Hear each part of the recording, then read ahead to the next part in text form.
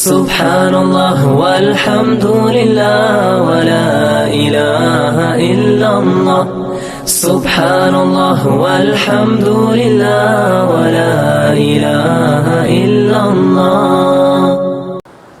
یہ سورہ اعراف کی آیت 80 سے لے کر 84 تک۔ اعوذ باللہ من الشیطان الرجیم، بسم اللہ الرحمن الرحیم۔ وَلُوطًا إِذْ قَالَ لِقَوْمِهِ أَتَأْتُونَ الْفَاحِشَةَ مَا سَبَقَكُم بِهَا مِنْ أَحَدٍ مِّنَ الْعَالَمِينَ إِنَّكُمْ لَتَأْتُونَ الرِّجَالَ شَهْوَةً مِّن دُونِ النِّسَاءِ بَلْ أَنتُمْ قَوْمٌ مُّسْرِفُونَ وَمَا كَانَ جَوَابَ قَوْمِهِ إِلَّا أَن قَالُوا أَخْرِجُوهُم مِّن قَرْيَتِكُمْ إِنَّهُمْ أُنَاسٌ يَتَطَهَّرُونَ فَأَنجَيْنَاهُ وَأَهْلَهُ إِلَّا امْرَأَتَهُ كانت من الغابرین وامطرنا علیہم مطرا فانظر کیف کان عاقبۃ المجرمین۔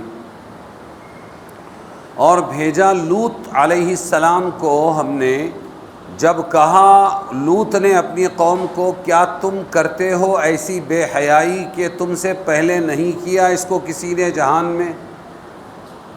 تم کرتے ہو ایسی بے حیائی کہ دنیا میں کسی نے تم سے پہلے یہ کام نہیں کیا؟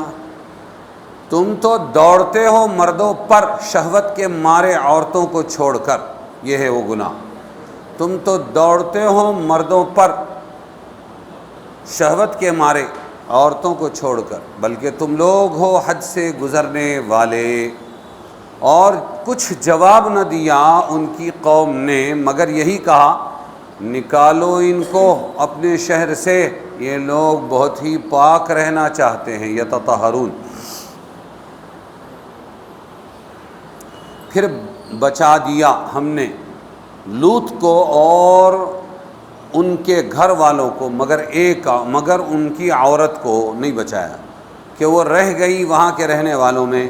اور برسایا ہم نے ان کے اوپر میہ پتھروں کا، بارش برسائی ہم نے پتھروں کی، کنکروں کی۔ پھر دیکھ کیا ہوا انجام گناہ گاروں کا۔ انبیاء علیہ السلام ان کی امتوں کے قصوں کا سلسلہ چل رہا ہے۔ یہ چوتھا قصہ حضرت لوط علیہ السلام کا بیان ہوا۔ اس سے پہلے نوح اور اسی طرح حضرت ہود، صالح اور اب لوط۔ حضرت خلیل اللہ ابراہیم کے بھتیجے تھے لوط علیہ السلام۔ دونوں کا اصل وطن مغربی عراق میں بصرہ کے قریب ارض بابل کے نام سے معروف تھا۔ قرآن میں اس کا تذکرہ ہے ببابلا، ہاروت و ماروت۔ اس میں بت پرستی کا عام رواج تھا، بابل میں بت پرستی بہت ہوتی تھی۔ خلیل اللہ کا گھرانہ خود بت پرستی میں مبتلا تھا۔ اللہ تعالیٰ نے ان کی ہدایت کے لیے ابراہیم علیہ السلام کا رسول بنا کر بھیجا۔ قوم نے مخالفت کی جس کی نوبت آتش نمرود تک پہنچی، یعنی نمرود کی آگ جلائی گئی، پھر وہ بھی ہلاک ہوا۔ خود والد نے گھر سے نکال دینے کی دھمکیاں دی تھی حضرت ابراہیم علیہ السلام کو۔ اپنے گھرانے میں سے صرف ان کی جو بیوی تھی سارہ اور بھتیجے حضرت لوط علیہ السلام یہ مسلمان ہوئے، باقی کوئی مسلمان ابراہیم علیہ السلام کے ہاتھ پر نہیں ہوا۔ فآمن لہ لوط، ابراہیم پر ایمان لائے لوط۔ بالآخر انہی دونوں کو ساتھ لے کر وطن سے، کہاں؟ عراق کے علاقے سے، بابل سے نکل کر ملک شام کی طرف انہوں نے ہجرت فرمائی ابراہیم علیہ السلام نے۔ نہر اردن پر پہنچنے کے بعد اللہ کے حکم سے ابراہیم علیہ السلام علاقہ کنعان میں جا کر مقیم ہوئے، جو بیت المقدس کے قریب ہے، اردن اور بیت المقدس کے درمیان میں کنعان علاقہ۔ لوط علیہ السلام کو بھی اللہ تعالیٰ نے نبوت عطا فرمائی، بھتیجے کو، اور بیت المقدس کے درمیان مقام صدوم کے لوگوں، سین دال واو میم، صدوم کے لوگوں کو ہدایت کے لیے بھیجا۔ یہ علاقہ 5 اچھے بڑے شہروں پر مشتمل تھا۔ صدوم، عمورہ، اوما اور سبوبیم اور بالع یا سوغر نام تھا۔ ان کے مجموعے کو قرآن نے مؤتفقہ کہا ہے، اور مؤتفقات کے الفاظ بھی آئے ہیں۔ صدوم ان شہروں کا دارالحکومت اور مرکز سمجھا جاتا تھا۔ لوط علیہ السلام نے یہیں قیام فرمایا۔ زمین سرسبز و شاداب تھی، ہر طرح کے غلے اور پھلوں کی کثرت تھی۔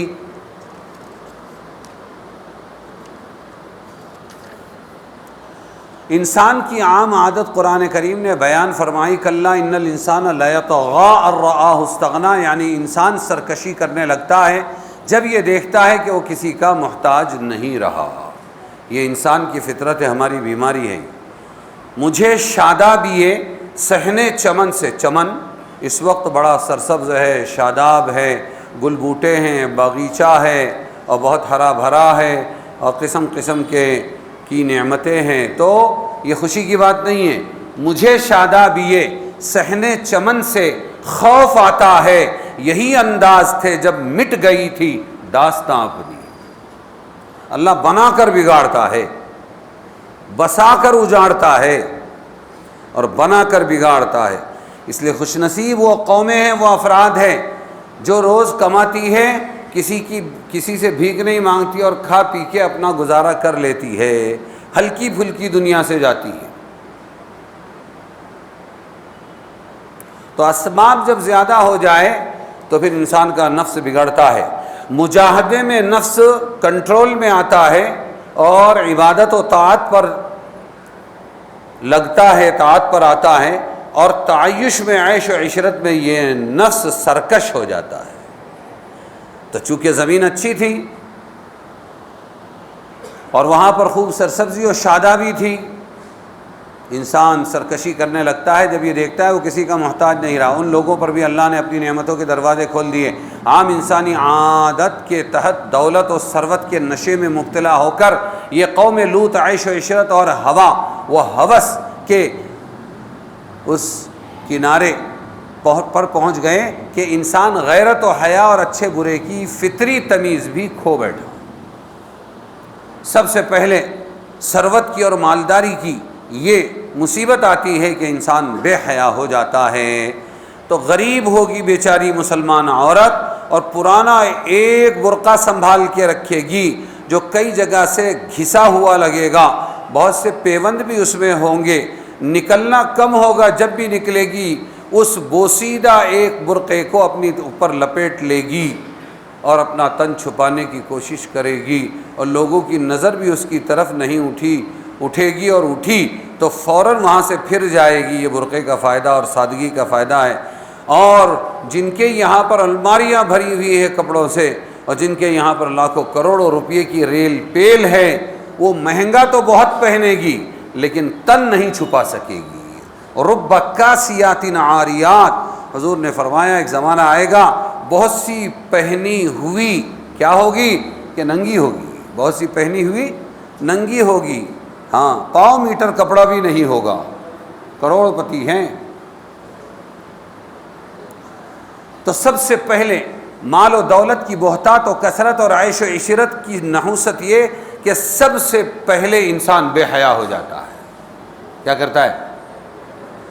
ہاں، اللہ کی نافرمانی کا سب سے پہلا عذاب یہ آیا، آدم و حوا کو شیطان نے بے لباس کر دیا۔ ینزع عنہما لباسہما لیریا سوآتہما، لباس نکال دیا شیطان نے۔ اللہ کی نافرمانیوں کا پہلا عذاب کہ گھروں سے لباس نکل جائیں گے، بے حیائیاں عام ہو جائیں گی۔ عیش و عشرت، ہوا و ہوس کے کنارے پہنچ گئے کہ انسانی غیرت و حیا اور اچھے برے کی فطری تمیز بھی کھو بیٹھے، ایسے خلاف فطرت فواحش میں مبتلا ہو گئے جو حرام گناہ ہونے کے علاوہ فطرت سلیمہ کے لیے نفرت اور ایسے گھن کے کام ہیں کہ عام جانور بھی اس کے پاس نہیں جاتے۔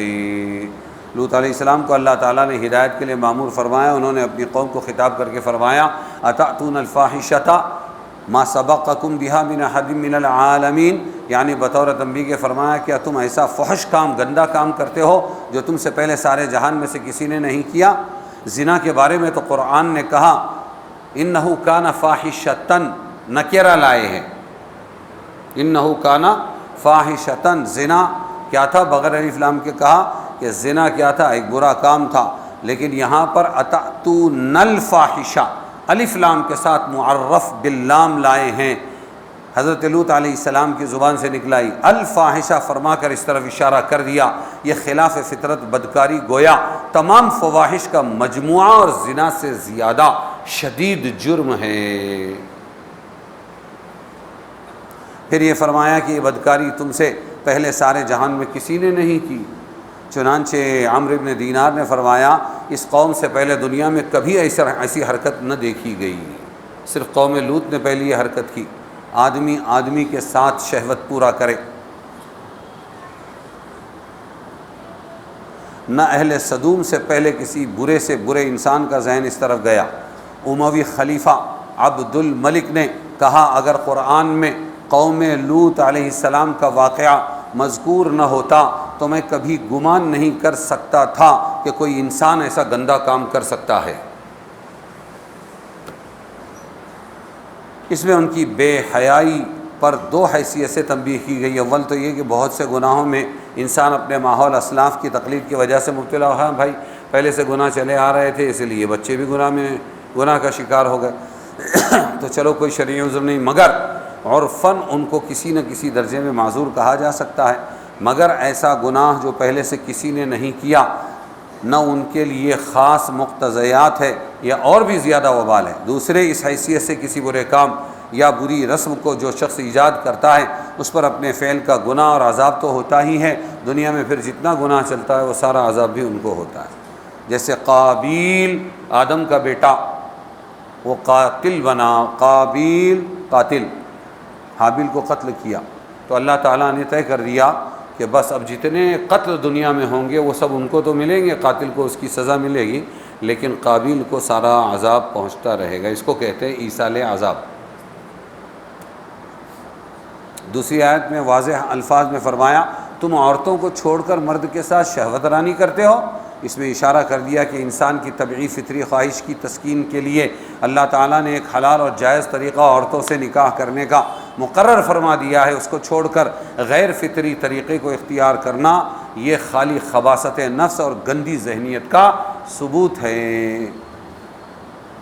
اسی لیے صحابہ تابعین ائمہ مجتہدین نے اس جرم کو عام بدکاری سے زیادہ شدید جرم و گناہ قرار دیا۔ امام اعظم ابو حنیفہ رحمۃ اللہ علیہ نے فرمایا ایسا فعل کرنے والے کو ایسی ہی سزا دینا چاہیے جیسے قوم لوط کو اللہ تعالیٰ کی طرف سے دی گئی کہ اس کو کھڑا کر کے آسمان سے ان پر پتھر برسے، زمین کا تختہ الٹ دیا گیا، اس لیے اس شخص کو کسی اونچے پہاڑ سے گرا کر اوپر سے پتھر اس کے اوپر برسا دینے چاہیے۔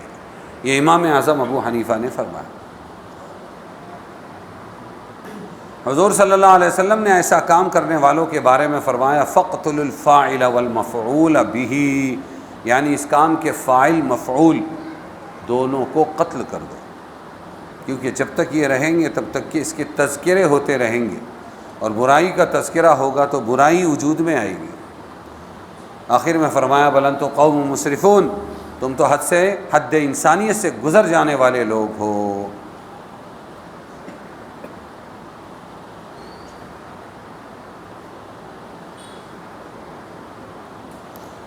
اب پوری قوم پر اللہ تعالیٰ کا عذاب نازل ہوا۔ لوط علیہ السلام ان کے چند ساتھی عذاب سے محفوظ رہے۔ نجیناہ واہلہ، اللہ فرماتے ہیں ہم نے حضرت لوط کو نجات دی عذاب سے اور ان کے گھر والوں کو، یعنی ہم نے لوط اور ان کے اہل کو عذاب سے نجات دی۔ یہ اہل لوگ کون تھے؟ دو لڑکیاں تھیں، دو بیٹیاں لوط علیہ السلام کی مسلمان ہو گئی تھی، بیوی مسلمان نہیں ہوئی۔ دوسری جگہ انہی کا تذکرہ ہے، فرشتے آئے اور انہوں نے جا کر رپورٹ دی اللہ کو، فما وجدنا فیہا غیر بیت من المسلمین، ہم نے اس قوم میں، قوم لوط میں، ما وجدنا، ہم نے نہیں پایا، غیر بیت من المسلمین، ایک گھر کے سوا مسلمانوں کا اور کوئی گھر ہم نے نہیں پایا۔ لوط علیہ السلام اور ان کی دو بیٹیاں یہ مسلمان تھے، اللہ نے ان کو نجات دی اور عذاب سے بچایا۔ لوط علیہ السلام نے حکم خداوندی کی تعمیل میں اپنے اہل و عیال کو لے کر یوں کہا گیا کہ دیکھو ہم عذاب لانے والے ہیں، تم آخری رات میں تہجد کے وقت میں اپنے اہل کو لے کر، وہ دو بیٹیوں کو لے کر نکل جانا اور پھر پیچھے پلٹ کر نہیں دیکھنا۔ آخر شب میں صدوم سے نکل گئے۔ بیوی کے متعلق دو روایتیں، ایک یہ کہ وہ ساتھ چلی ہی نہیں، دوسری یہ کہ کچھ دیر تک چلی مگر اللہ کے حکم کے خلاف اس نے پیچھے مڑ کر بستی والوں کو دیکھ لیا، حال دیکھنا چاہا تو اس کو عذاب نے پکڑ لیا۔ یہاں یہ ہے تیسری آیت میں ہم نے لوط اور ان کے اہل و متعلقین کو عذاب سے نجات دی، مگر ان کی بیوی عذاب میں رہ گئی۔ نجات دینے کی یہ صورت ہوئی کہ لوگ آخر رات میں بستی سے نکل جائیں اور مڑ کر نہ دیکھیں۔ دوسری آیات میں اور الگ ذکر کیا گیا ہے، وہ کیا ہے کہ ان پر ایک عجیب قسم کی بارش بھیجی اللہ تعالیٰ نے۔ اور سورہ ہود میں کیا فرمایا؟ فلما جاء امرنا، جب ہمارا حکم آیا، جعلنا عالیہا سافلہا وامطرنا علیہا حجارۃ من سجیل منضود مسومہ عند ربک وما ہی من الظالمین ببعید، یعنی ہمارا عذاب آ پہنچا تو کر ڈالی ہم نے وہ بستی اوپر تلے، نیچے سے سب پلٹ دینا، اس کو کہتے ہیں اوپر تلے، اور برسائے ان پر پتھر کنکر کے، کیسے ایک کے پیچھے ایک، تہ بتہ، ایک مرتبہ برسے ایسے نہیں، جیسے بارش کی بوندیں لگاتار ایک کے پیچھے ایک آتی ہے، ایسے ہی وہ جو پتھر کے کنکریاں تھی پتھر کی، وہ تہ بتہ ان پر برستی گئی۔ وہ بستی ان ظالموں سے کچھ دور نہیں، یعنی مکہ والے جو انکار کر رہے ہیں ان سے وہ بستی لوط کی دور نہیں ہے، عبرت پکڑ سکتے ہیں۔ اس سے معلوم ہوا کہ اوپر سے پتھروں کی بارش بھی ہوئی اور نیچے سے زمین کے پورے طبقے کو جبرائیل امین نے اٹھا کر اوندھا پلٹ دیا، اور جن پتھروں کی بارش برسی وہ بھی ایک کے اوپر ایک برس رہے تھے تہ بتہ، یعنی ایسی مسلسل بارش ہوئی کہ تہ بتہ جمع ہو گئے۔ اور پھر پتھر نشان کیے ہوئے تھے، ہر مرنے والے کا نام اس پتھر پر لکھا ہوا تھا، اس شخص کا نام لکھا ہوا تھا جس کی ہلاکت کے لیے پھینکا گیا۔ اور ایک آیت میں ہے فَأَخَذَتْهُمُ الصَّيْحَةُ مُشْرِقِينَ، یعنی آ پکڑا ان کو چنگھاڑ نے سورج نکلنے کے وقت۔ تو اس طرح 2-3 عذاب جمع ہو گئے۔ اس سے معلوم ہے پہلے آسمان سے کوئی سخت آواز چنگھاڑ کی صورت میں آئی، پھر اس کے بعد دوسرے عذاب آئے، ظاہر الفاظ سے سمجھا جا سکتا ہے۔ چنگھاڑ کے بعد پہلے زمین کا تختہ الٹ دیا گیا، پھر اس پر ان کی مزید تذلیل تحقیر کے لیے پتھراؤ کیا گیا۔ یہ بھی ہو سکتا ہے کہ پہلے پتھراؤ کیا گیا، بعد میں زمین کو الٹا گیا۔ یہ ہولناک عذابوں سے زمین کا تختہ الٹ دینے کی سزا ان کے فحش و بے حیائی عمل کے ساتھ خاص مناسبت رکھتی ہے۔ قلب موضوع، زمین ہی کو اٹھا کر پلٹ دیا۔ کیوں؟ انہوں نے بھی فطرت کو پلٹ دیا کہ صحیح فعل تھا مردوں کا عورتوں سے تعلق قائم ہونا، انہوں نے اللہ کے قانون کو بدل کر مردوں کا مردوں سے تعلق قائم کرنا شروع کر دیا۔ اور یہ منظر آج بھی ہے، بیت المقدس اور نہر اردن کے درمیان آج بھی وہ زمین کا حصہ موجود ہے جس کو بحر لوط یا بحر میت کہتے ہیں، ایک تالاب ہے، اس کی زمین سطح سمندر سے بہت زیادہ گہرائی میں ہے، سمندر اونچا ہے، وہ نیچے ہے وہاں کا پانی، اور اس کے خاص حصے پر ایک دریا کی صورت ایک عجیب قسم کا پانی موجود ہے جس میں کوئی جاندار مچھلی مینڈک وغیرہ زندہ نہیں رہ سکتے، اس کو بحر میت بولتے ہیں، اور بحر لوط بھی بولتے ہیں، اسی لیے اس کو بحر میت بولتے ہیں۔ یہی مقام صدوم کا بتلایا جاتا ہے۔